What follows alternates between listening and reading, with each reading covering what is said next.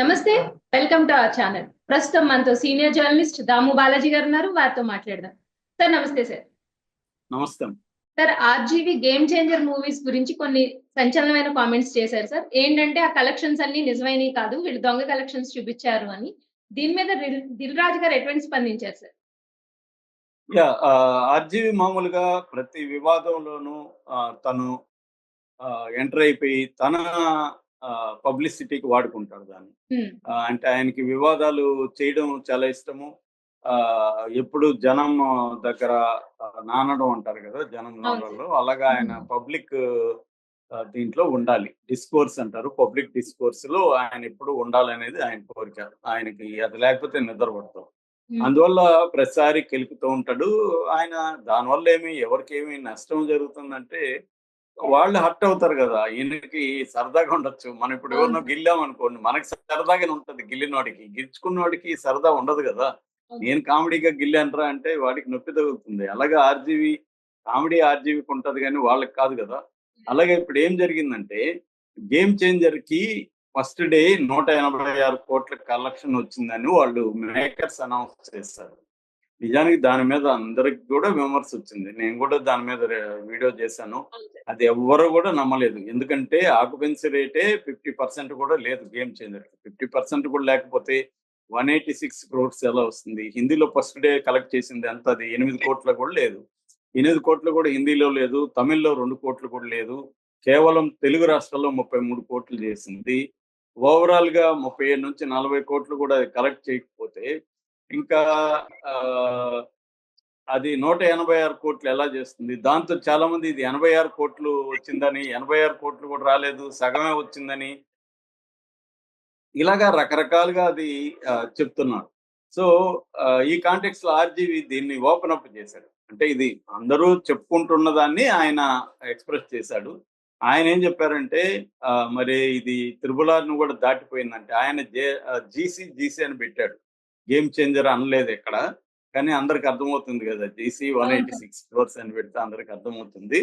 So ఆయన పుష్పతో దీన్ని పుష్ప 2తో కంపేర్ చేశారు. దీనికి కానీ 186 కోట్లు వస్తే పుష్ప ఫస్ట్ రోజే 1860 కోట్లు రావాలి అని చెప్పాడు. ఆయన చెప్పిన దాంట్లో తప్పైతే ఏం లేదు. ఎందుకంటే గేమ్ చేంజర్ కి 186 కోట్లు వచ్చిందని ఏ ట్రేడ్ అనాలిస్ట్ కూడా చెప్పలేదు. కొన్ని ట్రేడ్ మ్యాగజైన్స్ ఉన్నాయి, అనలిస్టులు తరుణ్ ఆదర్శ్ లాంటి వాళ్ళు అనలిస్టులు ఉన్నారు. వాళ్ళు ఎవరు కూడా గేమ్ చేంజర్ ఇంత కలెక్ట్ చేసిందని చెప్పట్లేదు. సో మరి మేకర్స్ ఎక్కడి నుంచి చెప్పారు? ఆల్రెడీ మనకు తెలుసు నాగవంశీ గతంలో కూడా మేము కొన్ని సినిమాలకి అభిమానుల కోసం పెంచి చూపిస్తామని కూడా ఓపెన్ గా స్టేట్మెంట్ ఇచ్చారు. సో అలాగా అందువల్ల ఇప్పుడు game changer producer Dil Raju కూడా కావాలని చెప్పాడా అనేది కూడా ఉంది. అయితే దిల్ రాజు గారిని వాళ్ళందరూ కూడా కోపంగా ఉన్నారు. దీని పట్ల నెగిటివ్ గా స్ప్రెడ్ చేస్తున్నారు. పుష్ప మీద కూడా విపరీతంగా నెగిటివ్ గా స్ప్రెడ్ చేశారు. కానీ పుష్ప విజయాన్ని ఎవరు ఆపలేరు కదా, పుష్ప 2 విజయాన్ని. నెగిటివిటీ అనేది ఇప్పుడు ఈ మధ్య ఎందుకంటే రాజకీయాలు వచ్చేసాయి. పుష్ప 2ని ఎవరు నెగిటివ్ గా స్ప్రెడ్ చేశారు? మెగా ఫ్యామిలీ ఆడియన్సే కదా చేశారు. మెగా ఫ్యామిలీ ఫ్యాన్సే ఎక్కువ చేశారు. మెగా ఫ్యామిలీ ఫ్యాన్స్ దాన్ని నెగిటివ్ గా చేసినప్పుడు అల్లు అర్జున్ ఫ్యాన్స్ దీన్ని నెగిటివ్ గా చేస్తారు ఆటోమేటిక్ గా. సో అందుకని గేమ్ చేంజర్ మీద కూడా నెగిటివిటీ అనేది విపరీతంగా వచ్చింది. ఆ సందర్భంగా ఎప్పుడైనా కూడా ఒక సామెత, అది ఆయన కూడా అన్నాడు, ఎప్పుడైనా ఫండమెంటల్ ఇదేంటంటే నువ్వు చెప్పే అబద్ధం అయినా కూడా నమ్మేటిగా ఉండాలి. అబద్ధం చెప్తే నిజం, అబద్ధం చెప్పినా నమ్మేటికి చెప్పురా అని మన సామెత ఉంటుంది. అలాగా అది కూడా ఆయన అన్నాడు, నమ్మేటిగా ఉండాలా మీరు అబద్ధం చెప్పినా అని. అంటే 186 కోట్లు కాకుండా 86 అంటేనా కనీసం నమ్మేవాడు. 186 కోట్లు ఫస్ట్ డే అనేసరికి ఎవరు నమ్మలేదు. ఎందుకంటే అంత మిక్స్డ్ టాక్. ఎవరు కూడా ఇది భలే గొప్పగా ఉంది సినిమా, చాలా బాగుంది అన్న టాకే రాలేదు. అంతా ఏదో అక్కడక్కడ బాగుంది, శంకర్ పాతగా తీశాడు, అదేంటి ఫ్లాష్ బ్యాక్ ఎపిసోడ్ ఉన్నా ఒకటే లేకపోయినా ఒకటే, వేస్ట్. రొమాన్స్ వాళ్ళిద్దరి మధ్య రొమాంటిక్ ట్రాక్ వర్కౌట్ అవ్వలేదు, లవ్ ట్రాక్ వేస్ట్ గా పెట్టారు. పాటలు కొన్ని అనవసరంగా ప్లేస్మెంట్ పాటలు వచ్చాయి, ఇలాగా చెప్తున్నారు. సో ఈ కాంటెక్స్ట్ ఏంటంటే క్లియర్ గా ఆ సినిమా మిక్స్డ్ టాక్ అయితే వచ్చింది. ఫ్లాప్ అని చెప్పలేం కానీ చాలా మందికి నచ్చింది, చాలా మందికి నచ్చలేదు. ఈ కాంటెక్స్ట్ లో వాళ్ళు 180 crores అనేసరికి 186 crores అనేసరికి ఎవరు కూడా అది బిలీవబుల్ గా అనిపించలేదు.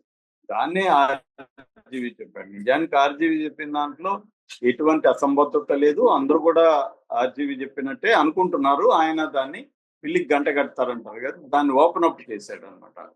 కాకపోతే ఆయన మీద ఇప్పుడు మామూలుగానే మెగా ఫ్యామిలీకి ఆర్జీవికి పడదు, మనకి తెలుసు ఎప్పటి నుంచో. ఆయన పవన్ కళ్యాణ్ మీద చాలా, పవన్ కళ్యాణ్ కమెడియన్ లాగా చూపిస్తూ అనేక సినిమాలు చేశాడు. చిరంజీవిని, నాగబాబుతో వీళ్ళతో అంతా కూడా ఆయన, ముఖ్యంగా నాగబాబు, అల్లు అరవింద్ వీళ్ళతో కూడా గొడవ పడ్డారు గతంలో. కాకపోతే ఇప్పుడు ఏమైంది, మెగా ఫ్యామిలీకి అల్లు అర్జున్ ఫ్యామిలీకి మధ్య గొడవ ఎప్పుడైతే స్టార్ట్ అయిందో ఆటోమేటిక్ గా ఆర్జీవి కూడా అల్లు అర్జున్ ఫ్యామిలీ వైపు వచ్చేసాడు అనమాట. నిజానికి అల్లు అరవింద్ కూడా చాలా తీవ్రంగా ఆర్జీవిని ఒక నీచుడు అన్నట్టుగా కూడా మాట్లాడాడు గతంలో.